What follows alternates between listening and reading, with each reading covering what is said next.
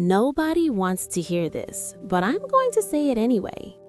Most long-distance relationships are not real relationships. They're emotional life rafts. They're security blankets dressed up as commitment. And the reason yours is draining you right now, the reason you feel that quiet, gnawing emptiness every time you put that phone down after a 2-hour video call, is because deep down, somewhere beneath the I love yous and the countdown apps and the cute goodnight texts, you already know something is off. But you won't say it out loud, because saying it out loud means you wasted months, maybe years, maybe your entire 20s holding on to someone who was never truly with you. And here's what makes this even harder to swallow. Not all long-distance relationships are created equal. There are two very different categories, and most people never stop to think about which one they're actually in. The first category, couples who were together, physically present, sharing a life, and then circumstances forced them apart. A job transfer, graduate school in another country, military deployment. These two people had time to bond in the real world. They've seen each other at their worst on a random Tuesday morning. They've built a foundation made of something tangible. The distance hurts them, yes, but they have something concrete to return to.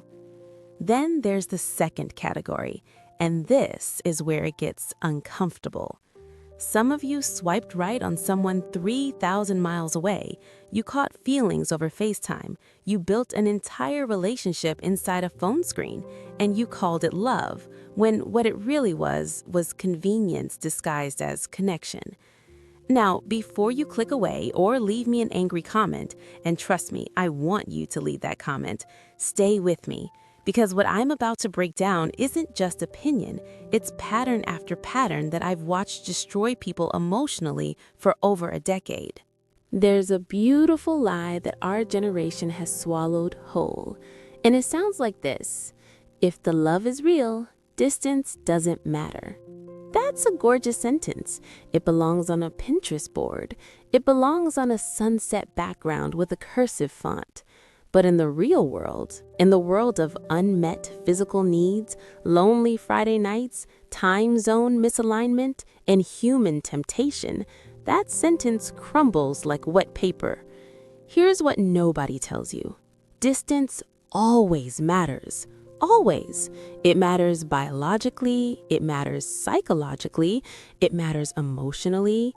Human beings were not designed to sustain romantic bonds through screens indefinitely. We need proximity. We need presence. We need the mundane, unglamorous, everyday texture of being physically near someone, seeing how they act when they're tired, how they treat a waiter, how they handle conflict face to face, not through a carefully curated text message they had 45 minutes to draft before sending. And yet, millions of people right now are pouring their hearts into relationships where they've never even smelt their partner's skin, where they've never had a real disagreement in person, and they genuinely believe it's enough. It's not. When you're in a long-distance relationship, you are not in love with a person. You are in love with a version of a person, a curated, filtered, best behavior version that only exists inside your phone screen. And that's not me being cynical, that's psychology. Think about it. When do you talk to your long-distance partner? Usually when both of you have carved out intentional time. You're mentally prepared. You've set the mood. You're on your best behavior. You're showing up as the version of yourself you want them to see. But a real relationship? A real relationship is what happens when nobody's performing. It's Tuesday morning, and you're both exhausted, and someone forgot to buy groceries, and the apartment is a mess, and you still have to figure out how to navigate that moment together. That's where love is actually tested, not on a Saturday night FaceTime call where you're both wearing your best angle and soft lighting. Here's the part that stings. Some of you have been in long-distance relationships for 2, 3, even 4 years, and you still don't really know your partner. You know their representative. You know the character they play during scheduled emotional performances. And the terrifying moment, the moment that breaks most long-distance couples, is when distance finally closes and you realize the person standing in front of you is a stranger wearing a familiar voice. I've watched this happen dozens of times. 2 people who swore they were soulmates finally move into the same city. They imagined this would be the happily ever after chapter, the montage moment, the we made it scene. And within 6 months, the relationship disintegrates. Not because the love wasn't real, but because the version of each other they fell in love with never actually existed. She didn't know he leaves wet towels on every surface. He didn't know she shuts down completely during conflict instead of communicating.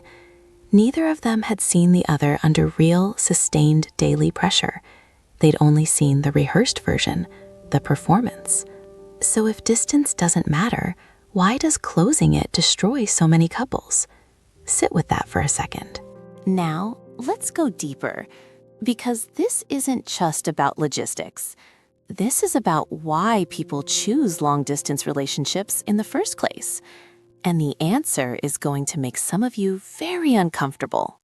A significant number of people in long-distance relationships are there because they are emotionally unavailable. Not despite the distance, because of it. The distance isn't a barrier they're bravely overcoming. It's a buffer they're hiding behind. Think about what long distance actually offers. You get emotional intimacy without full vulnerability. You get companionship without the daily friction of real partnership. You get to say, I'm in a relationship, without ever being truly exposed.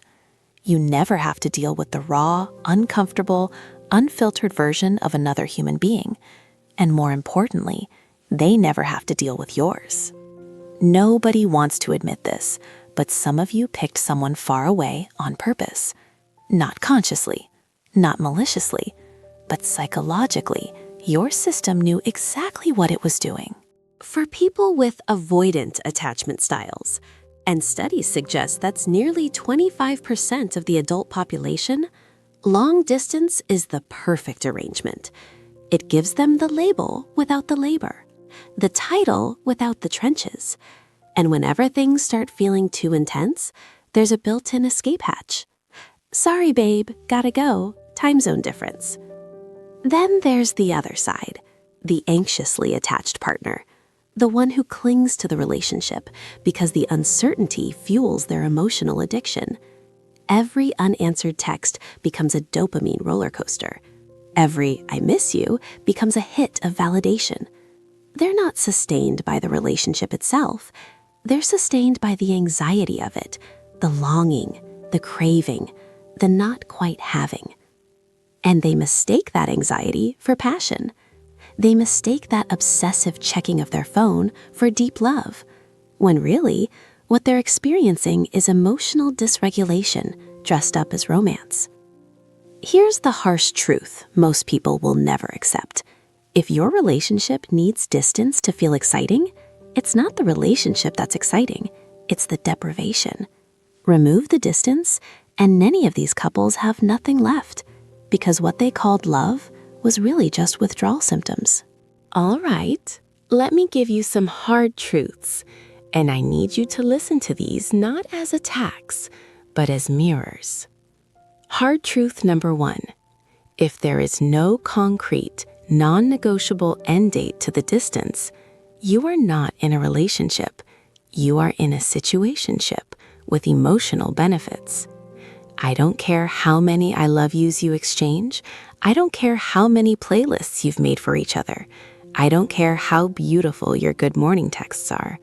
If neither of you can answer the question, when exactly are we going to be in the same place permanently with a specific date and a specific plan, then what you have is a beautiful holding pattern. And holding patterns don't land. They circle until the fuel runs out. You need to sit down, both of you, and have the conversation that most couples avoid because it requires commitment beyond words. When does this end? What's the plan? Who moves? What's the timeline? And if either person flinches at that conversation, that tells you everything. Hard truth number 2. Refusing to set boundaries isn't trust, it's negligence.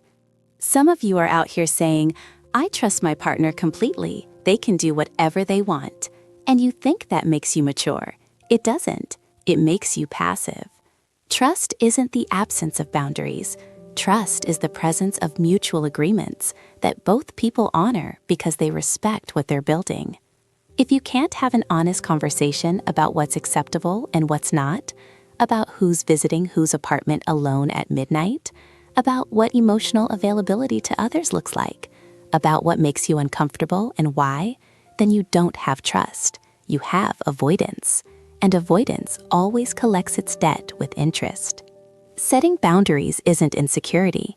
It's two adults saying, this is what we're protecting, and this is how we protect it. If your partner treats that as control, they're telling you they want freedom more than they want the relationship. Hard truth number 3. Scheduled communication is not optional. It's oxygen. People treat check-ins and call schedules like there's some kind of rigid, unromantic obligation. We shouldn't have to schedule love. Really? You schedule everything else that matters. You schedule your workouts. You schedule your meetings. You schedule your doctor's appointments. But the one person who's supposed to be the center of your emotional universe, them you'll just get to when you get to? No. In a long-distance relationship, routine is romance. Consistency is the love language. If you can't commit to a predictable rhythm of connection, a Friday night call, a morning voice note, a midweek video check-in, you are telling your partner, whether you mean to or not, that they are not a priority. And here's what happens when someone feels like they're not a priority long enough. They stop waiting, and they don't always announce it when they do. Hard truth number 4. If you are more in love with the idea of your partner than the reality of them, you are dating a ghost. Some of you have built an entire fantasy around someone you've spent a collective total of maybe 30 days with in person. 30 days out of a 2-year relationship. That means 95% of your relationship exists inside a phone, inside your imagination, inside the gaps between texts, where you filled in who they are with who you wanted them to be. And when reality starts peeking through, when they show you a side that doesn't match the movie in your head, instead of adjusting your perception, you dismiss the evidence. You gaslight yourself into staying in love with the projection. You tell yourself that's not who they really are, when in fact, that's exactly who they are. You just don't want to see it, because it would mean the fantasy dies. Stop that. Love the person in front of you, not the character you've written for them in your mind. Hard truth number 5. Long distance does not test love. It tests ego, patience, emotional regulation, and selflessness. And most people fail at least 3 of those. We've romanticized the idea that surviving distance proves your love is real. We've turned it into a badge of honor. If we can make it through this, we can make it through anything. But surviving distance doesn't prove love. It proves endurance.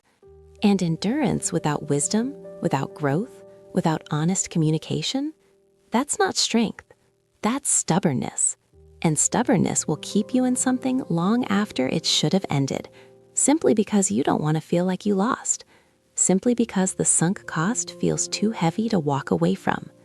3 years, 4 years, you've invested too much to quit now, right? Wrong. Staying in the wrong thing longer doesn't make it the right thing. It just makes the loss bigger when it finally falls apart. And this is where most people get it wrong. They measure the quality of their relationship by how long they survived, not by how fulfilled they actually were. Now, because I don't just tear things down without building something back up, let me tell you what actually works, what the couples who do survive long distance look like. Emotionally mature couples treat the distance as a chapter, not the whole book.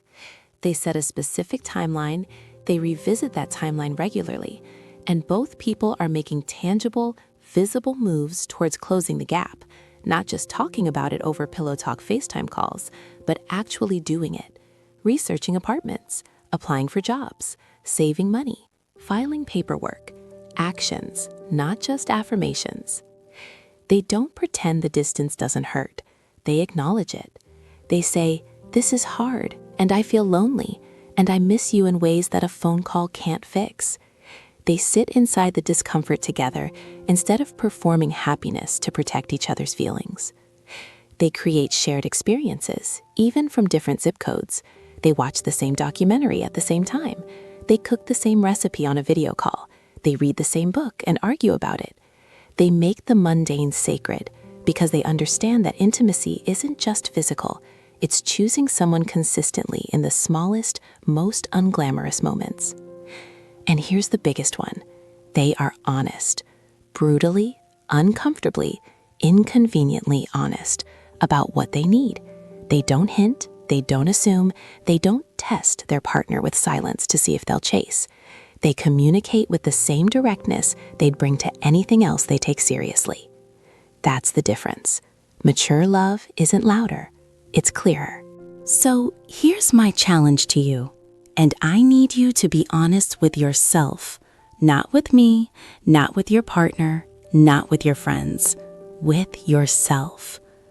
Why are you really in this long-distance relationship? Is it because this person is genuinely the one you want to build a life with, and you have a clear, realistic, mutually agreed upon path to making that happen? Or is it because being with someone far away is safer than being with someone close? Because distance gives you just enough connection to avoid loneliness, but just enough space to avoid real intimacy? Are you staying because you love them? Or because you've invested so much time that leaving would mean admitting you were wrong? Are you building towards something, or are you just comfortable in the waiting? These are not easy questions. They're not supposed to be.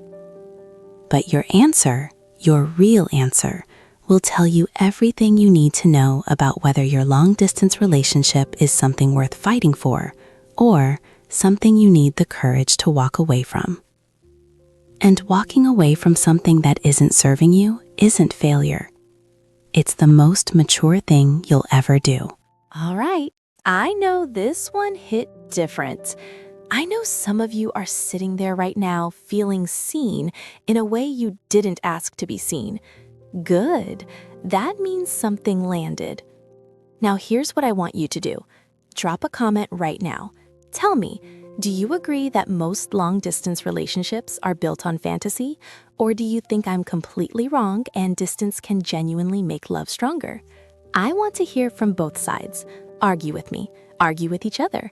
Let's have this conversation because it needs to be had. If this video made you think, even if it made you uncomfortable, smash that like button. Subscribe if you haven't already. Turn on all notifications so you get a notification every single time I post.